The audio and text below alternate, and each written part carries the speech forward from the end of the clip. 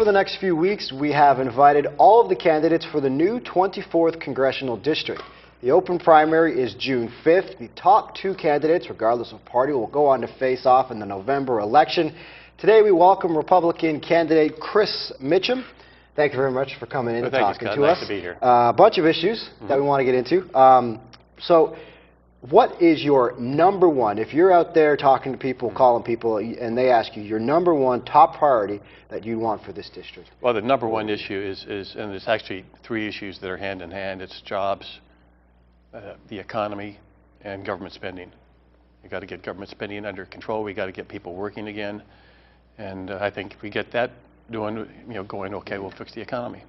Government spending ties into a big debate going on in Washington and across the country is taxes. Yeah. There's one side of the plan that says we need to raise it on top earners. There's another idea that says they need to be lowered and adjusted across the board. Where do you stand? And so this ties into spending.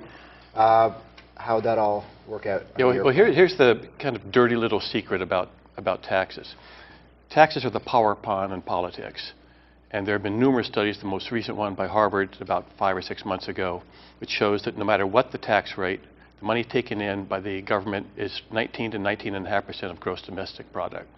So if you picture a bar graph, and everything inside the graph is finite and it's black, and that's how much money the government's going to make. The vertical is the tax rate. So the higher you put up the tax rate, the narrower the base gets, and the base is people employed. People working, paying taxes. So if you lower taxes, the base spreads out. The government's going to make the same amount. But if the tax rate is high and there are fewer people working, there are more people on food stamps, more people in unemployment, more people beholding to the government, so government has power over their lives. It's that simple. So you don't support the plan to Absolutely raise not. taxes on top It's a ridiculous, it gets into this class warfare of stick it to the rich. It doesn't make any difference. There'll be a little spike in income for about 6 months, and then it's going to flatten out again. The economy is going to worsen because less people are working. Because you cannot create jobs from government. That's like trying to take money out of the population, put it in the government, and have the government keep 40% of it to run government and put 60% back in. It's like trying to fill a swimming pool by taking a bucket from the deep end, scooping it up, walking to the shallow end, pouring half of it out on the ground and the other half into the pool. You're not going to fill the pool that way. You're going to empty it.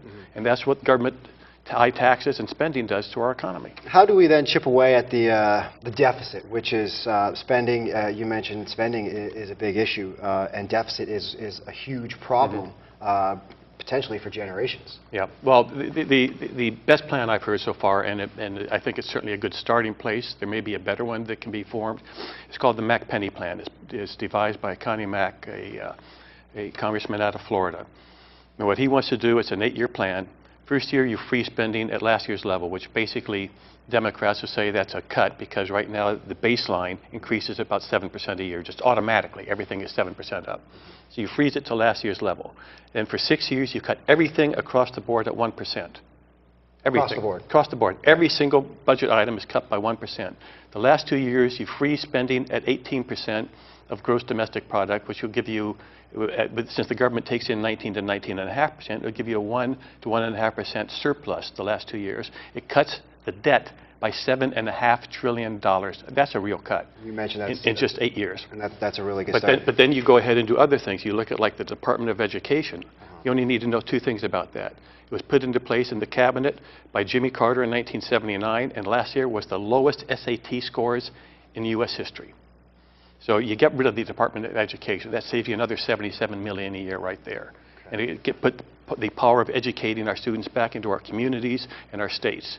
Get the federal government out of it. So once you have the Mac-Penny plan in place, they call it a penny because of the 1% cut.